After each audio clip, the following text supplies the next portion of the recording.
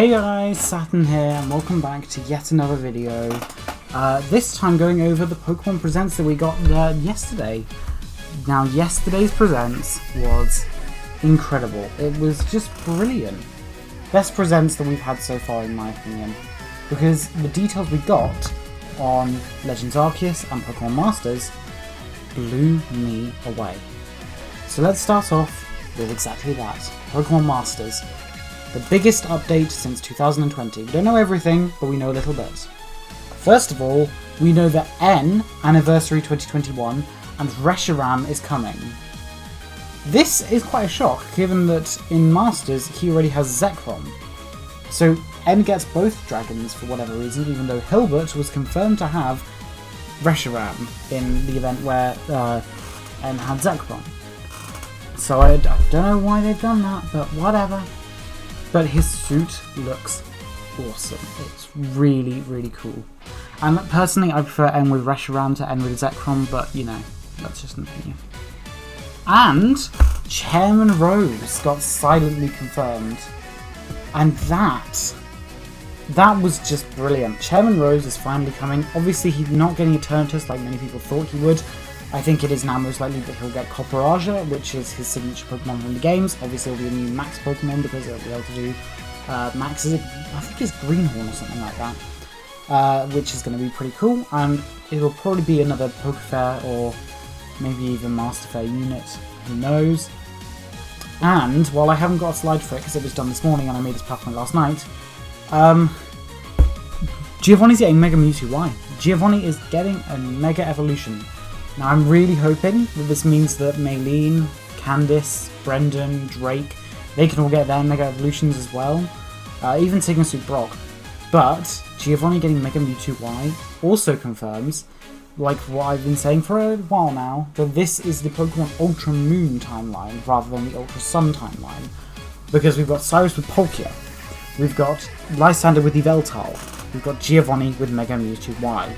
The only thing that doesn't fit is Getsis not having Reshiram, but you know, what can you do?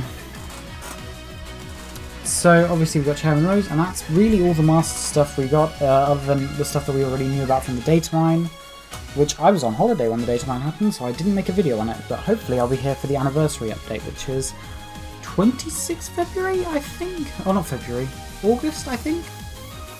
And now let's talk Brilliant Diamond Shining Pearl. What a change. You know, I haven't done as much on Brilliant Diamond Shining Pearl, all just the new stuff, because I wanted to get it out of the way for all the big information on Legends Arceus. But, wow. I have to be honest, that trailer impressed me. And if you remember back to February, I was really not looking like I was going to enjoy Brilliant Diamond Shining Pearl. I wasn't even going to get them. I still don't think I am, but you never know. But this just blew me away compared to what we'd seen. Now, is it the same as if we'd all of a sudden got like a Legends Arceus like Brilliant Diamond Shining Pearl? That would have been amazing, but it was never going to happen. So, whatever. So let's just go over what we saw. First of all, we have Cyrus and Cynthia. Cynthia in her chibi form and Cyrus in his full model. They didn't show us Chibi Cyrus. I wonder why. Maybe it's because it would make him look a lot less menacing. But also, that music that they played during the Team Galactic segment was just so good. It was so good. And then we have the Grand Underground Pokemon Hideouts, I believe that they're called, which is basically Brilliant Diamond Shining Pearl's answer to the Platinum decks. Basically, if you're in the overworld, you're going to get all of the Pokemon from Diamond and Pearl. But given that people very much want the Platinum decks, they just said, Underground, you can catch the Pokemon from here. Basically, is the way I'm seeing it. Because, you know, you've got Sneasel, you've got your Houndoom, you've got etc, etc, you know. I don't think there's going to be any Gen 5 through 8 Pokemon down there. And I definitely don't think there's going to be Pokemon that weren't seen in Platinum. But, you know, you never know. And then, the final thing on BDSP is character customization. Now this really shocks me. Not because I think Ilka are lazy, well, part of me does, but because even in Omega Ruby Alpha Sapphire we didn't get character customization. And so why would we get it in here? I mean, wow. But to be fair, it's not like Sword and Shield or Sun and Moon where you can choose unique items and you can make your own outfits. No, you have set costumes like in Let's Go Pikachu and Eevee.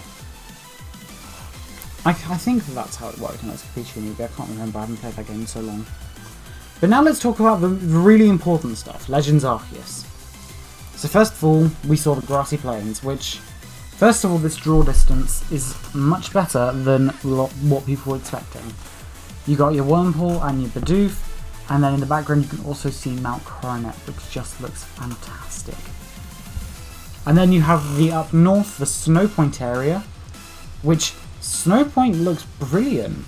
SNOWPOINT just, it's not obviously the city of SNOWPOINT, but it's like Route 207, no, 217, 216, Lake Acuity, that kind of area.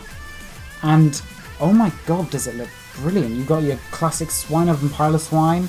You can even see some Glameow off in the distance, which is really cool, because that draw distance is brilliant. And also, I don't remember Glameow being up that north, but I could be wrong. And also, obviously, there are going to be new Pokemon, because obviously we've seen some new ones already.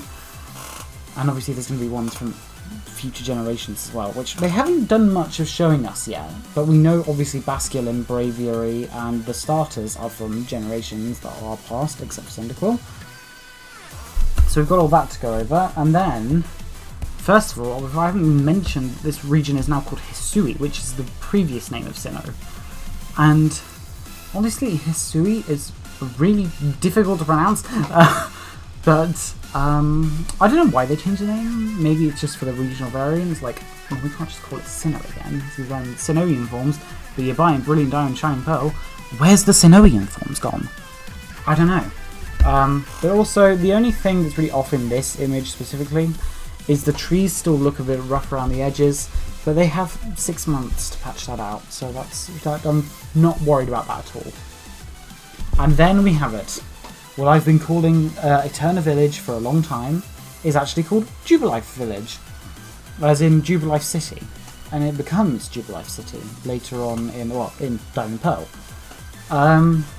The only thing that's a bit odd here is, well, there's two things. First of all, isn't Celestic Town supposed to be the oldest town in Sinnoh, and this is the only village in Hisui, as far as we're aware of. So that's a bit odd. And then second of all, I don't remember there being a Team Galactic base, or what that Team Galactic base could turn into in Diamond and Pearl. Maybe it turns into the TV station? Something like that. It might have to be something like that, because I just cannot think of what it would turn into in Diamond and Pearl. Or maybe it's just like, if we ever get a proper Sinnoh remake, it'll turn into like a Team Galactic base or something. Because, like, part of me was thinking, well, if it's Eterna City, then a Team Galactic base would obviously turn into the Galactic Eterna building. Or if it's Veilstone City, then it'll obviously turn into the Team Galactic headquarters, or something like that. So, something that made a bit more sense with Team Galactic, as they are very obviously the future of the Galaxy team. Speaking of the Galaxy team, here we see that base much more up close. And we can see that they have 2 Magikarp statues on top, which is probably of some religious significance, because carps are religiously significant in Buddhism and Hinduism and I believe Shinto as well, but I'm not sure about that one. And obviously we have the return of Galarian Weezing as in the form of a chimney, which just looks amazing. I'm really actually quite surprised that they referenced Galarian Weezing here, but I'm very glad that they did, because I like Galarian Weezing. It's got its top hat and everything. And obviously we can see the logo in a bit better quality as well, which is going to be much more helpful for drawing it, so thank God for that. And then we've got the first member of the Galaxy team, Cyllene. Yes, you can also see Professor LAVENTON in the background, just ignore that for now. So Cyllene is most likely Cyrus's ancestor, and apparently she's your biggest supporter, which kind of implies that she's not going to be the villain. I don't think she's going to be the villain. A lot of people are saying, well, guess what? She's going to be the villain, isn't she? I don't think so. I think that they're not going to do the same thing they've done with Sun and Moon, Sword and Shield. You know, they're not going to do that for a third time in a row, surely. Unless they do, but I don't think they will. I think Cyllene will be kind of like the good guy in this sense, unless she's manipulated into being a villain or something. Because I think just like, it'd be too obvious. Because we've got CYRUS, who's the main villain of Diamond Pearl, Brilliant Diamond, Shining Pearl, Platinum, and then why just have Cyllene be a carbon copy but female? But also what this shot confirms is that Akari and Ray are going to be NPCs as well, so your rival isn't going to be someone like Barry's ancestor, it's going to be Akari or Ray, who are the other gendered protagonist that you did not choose. Which I like how they're not using the term gender, they're just using style. I prefer that. So the other style of protagonist than the one you choose. And obviously there's an Abra in the back as well, which confirms that the Alakazam line will be in the game. And now, here's a very interesting one. Here's the Trading Posts place. In the background you can see another Team Galactic logo. I think that's probably going to be where, what's his name, Commander KAMADO lives. I think that's probably his house. And this is probably the trading post, which was talked about in on the website. Now it's interesting, the trading post, because it allows you to trade Pokemon online with friends and or just using online. However, it's not currently being stated whether you can do it anywhere or whether it's just at these trading posts. So seemingly it could just be a very limited feature. But obviously we've got the Togepi insignia as well, implying that the Togepi line will also be in this game, which is exciting. I think probably all of the Platinum decks will be in this game, plus more. So who knows? And then we have base camps, which is going to be your outposts, if you will, in the game, for the Survey Corps, because you're working for the Survey Corps, which is Cylene's team. Now, this is equivalent, most likely, in my opinion, to the villages or even the towers in Breath of the Wild. This is going to be your base of operations in each area, and it's going to be where you can heal. And I think most likely that the significance of the other NPC. It didn't necessarily have a medics team, and I can't remember what the other one was, and they're probably part of that, Parts of the Galaxy Exploration team. And then you have a cooking pot, which may signify that cooking from Sword and Shield is back, which I would really enjoy. I really enjoyed that minigame. And then we see a scene of Akari approaching a BIDOOF. BIDOOF does not attack and it doesn't run away, so you can just go and walk up to it, really. And it'll just chill with you, so that's all cool. But then there's Magikarp and Gyarados, which we can see Akari sneaking in this shot. And there's what looks to be like smaller trees, possibly even burnt down, given the orange in the background. And the only thing I will say is that the models, like specifically the Pokemon models, look very plasticky in this shot. Like almost like toys. Kind of like Let's Go. But oh well, I can live with that. And then Shellos and Gastrodon on the beach. It's nice to see some, I think it's West Sea, Shellos and Gastrodon. Because we haven't seen them in a while, because East Sea was the only one available. It might be West Sea, I can't remember which one's which. Was the only one available in Sword and Shield. So whichever one this one is, it's here. Yay! And then we have Clefairy at night. All of these shots have Akari for some reason. Where's the Raylove? But anyway, we have Clefairy at night by looking at the moon, and it's nice to see some Clefairy love. We haven't seen Clefairy in a while. Well, actually, no. Clefairy was in Sword and Shield, if I remember correctly, I think. But Clefairy's a nice Pokemon. It's not getting a regional variant, as far as we know.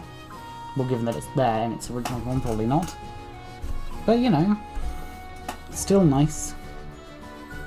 And then we have the catching UI, which is literally just, you run around. I don't know what those 3 buttons in the bottom do. The bottom one, I'm fairly sure is a Pokedex. The middle one is possibly like your bag, like, you know, trainer ID, you've got berries, and you've got Pokeballs. And then the minus button takes you to what looks to be a phone. Not exactly a Rotom phone, because Rotom phones don't have the home button and the bezels. It has the notch. But maybe more like a Pori phone from Masters? But it might not be a phone, because that wouldn't make much sense. So maybe it's just the menu in this game, I don't know. But then you can also see the little circle around BIDOOF, which is actually Arceus ring around its body. And then you can just press X and the Pokeball will head straight for BIDOOF, rather than you just throwing it randomly. And here we have another shot where it just shows you aiming it and then caught. And then we have another one with Starly here, where you have to sneak up on Starly because otherwise it starts running away, which is interesting.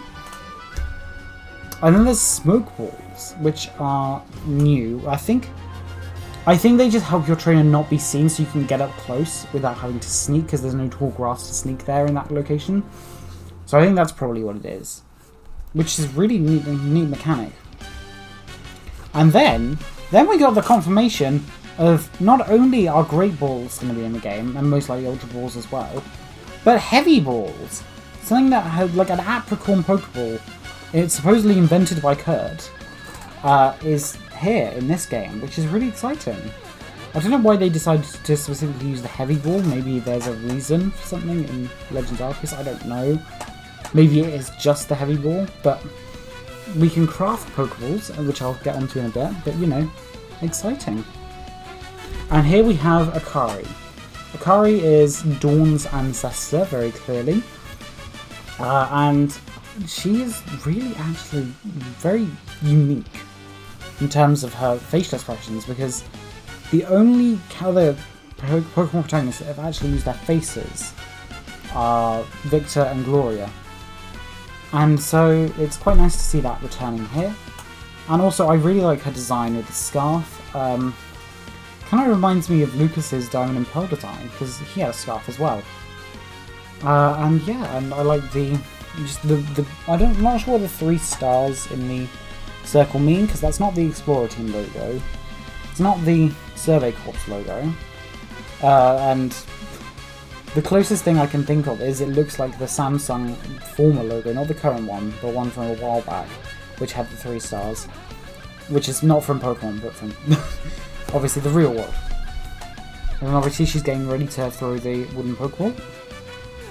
And then we have Professor Laventon, who is the professor of this game, who I think, now this is a crazy theory because we don't know many people's ancestors. The only ones that we know who are ancestors of is KAMADO with Rowan and Cyllene with CYRUS.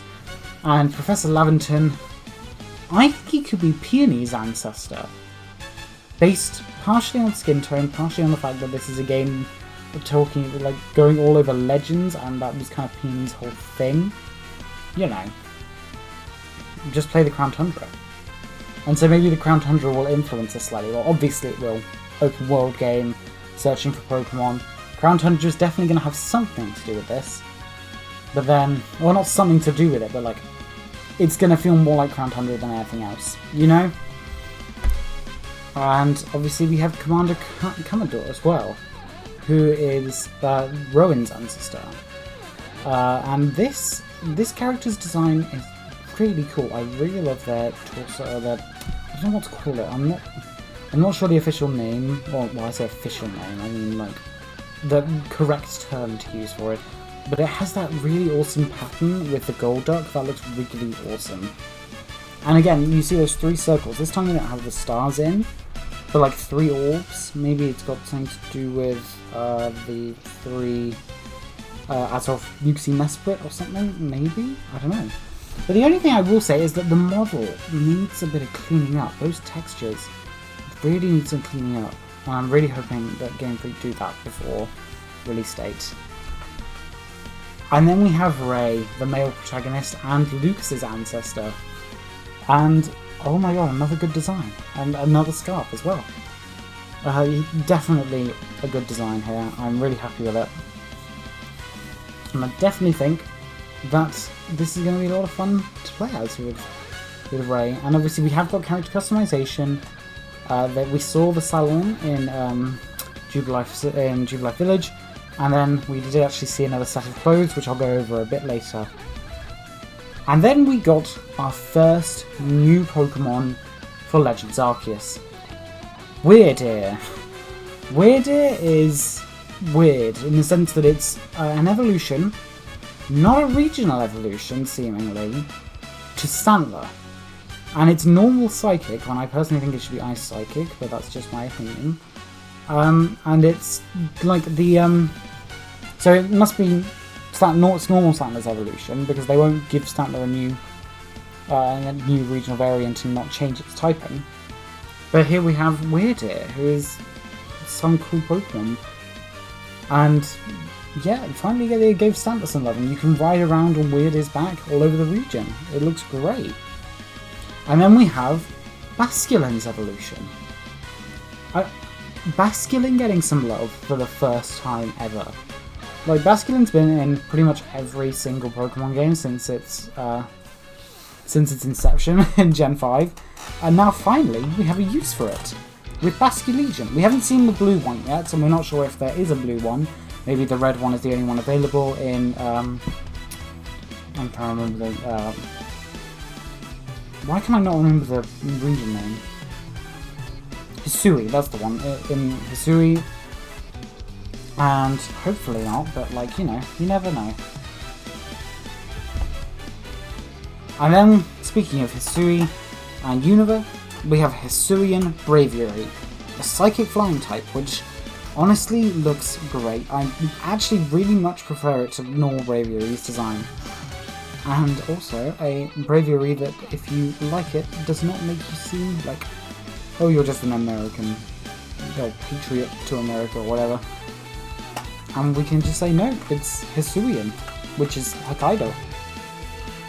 And here we see Ray with it, and you can fly on it as well. You saw Dawn, or Akari even, jump off a cliff and then just start flying on Braviary's back. And then everybody's new favourite Pokemon, Hisui and Growlithe. This thing's so cute. Like, I love this little fluff ball. So cute. And it's Fire Rock type, and it usually travels in pairs, meaning that 2 for the price of 1. Perfect.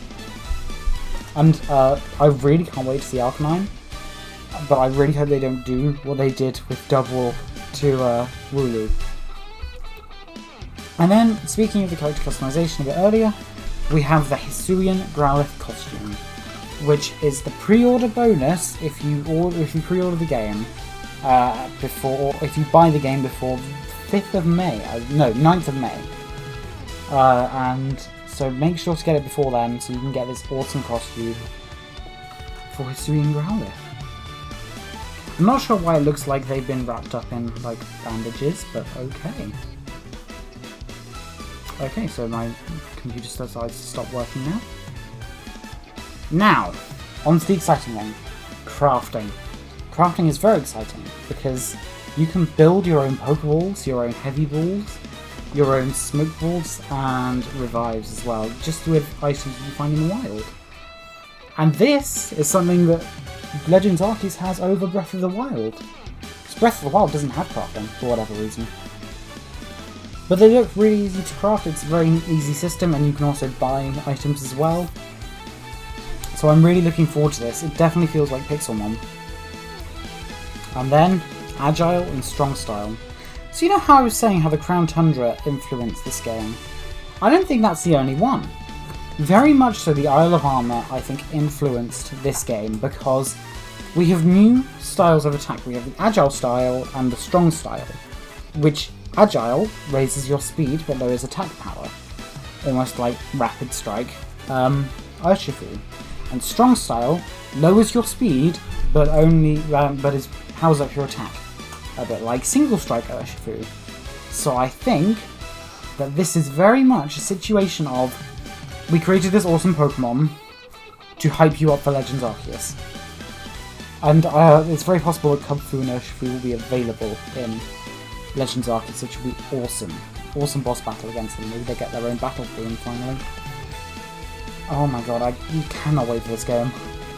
And then we have Wild Battles, which the Wild Battle music is a remix of the Sinnoh Wild Battle theme. Of course, because it's Hisui, which is the precursor to Sinnoh. And hopefully that's not the only one. I'm hoping that Jubilife Village has some variation of Jubilife City's theme. And, you know, we've heard kind of something that sounds a bit like Pastoria City as well, but I'm not sure if that's intentional. And then obviously we see a Gastrodon here, and we see the new attack order system. So if you look on the right, you can see that Lucario attacks first, then Gastrodon, then 2 more from Lucario, then 1 more from Gastrodon, and then another one from Lucario. But if you use the strong style, that'll change to Lucario, Gastrodon, Lucario, Gastrodon, Lucario, Lucario, I think, if I remember correctly. And if you use the Agile style, then it'll go Lucario, Lucario, Gastrodon, Lucario, Gastrodon, Lucario. Which means that it just changes the action order, which is definitely something worth thinking about. The only other thing to note from this image is that Lucario doesn't look like it's actually on the ground, which is something I have a problem with in Sword and Shield, and I hope that they're able to fix it in this game. And then, the Pokédex. And I put a new SHINX form confirmed. I actually worked out when I was rewatching the Direct. No new SHINX form, it's just the gender difference. That's it.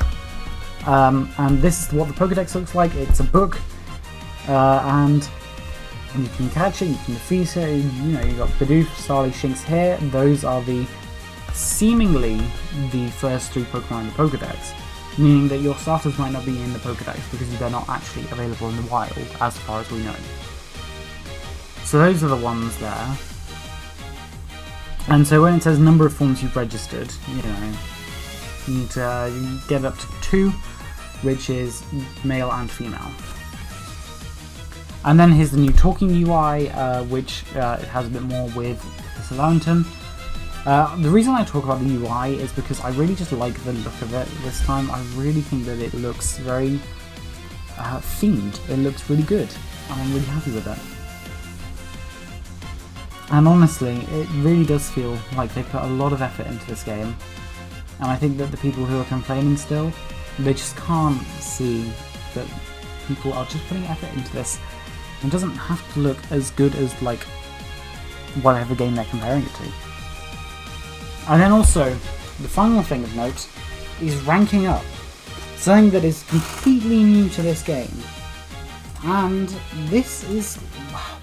I'm not sure how to feel about this, because I think a lot of it's going to be if you rank up, then you get access to new areas, which, well, personally I'd rather have it Breath of the Wild style, where you can just walk around everywhere, and it would be brilliant. But then you have, so you can rank up with first star here, and assumingly rank up to second in command, assumingly. But it looks really exciting. I cannot wait for this game to come out. And I just, it's so good. The trailer was really good. I really enjoyed it. So hopefully we'll get some more information soon. Preferably not another 5 month wait. Maybe a trailer in December, you never know. But also I just want to say something before we leave off. Megas are not coming back in Brilliant Diamond Shining Pearl. And here is my reason why. If they were coming back, they would have shown us in that trailer, because there are now 3 months until Brilliant Diamond Shining Pearl come out. You wouldn't just leave Megas until like 2 or 1 month before. You're going to want to get as many pre-orders in as you can, and so they would talk about Megas now. So I'd be very surprised if they came back. I mean, it's entirely possible, but I don't think it's happening. But anyway, I hope you guys have enjoyed this video. I certainly have. And I really enjoyed the presents as well, so I hope you enjoyed that as well. And hopefully I'll see you guys soon, so have fun. Goodbye.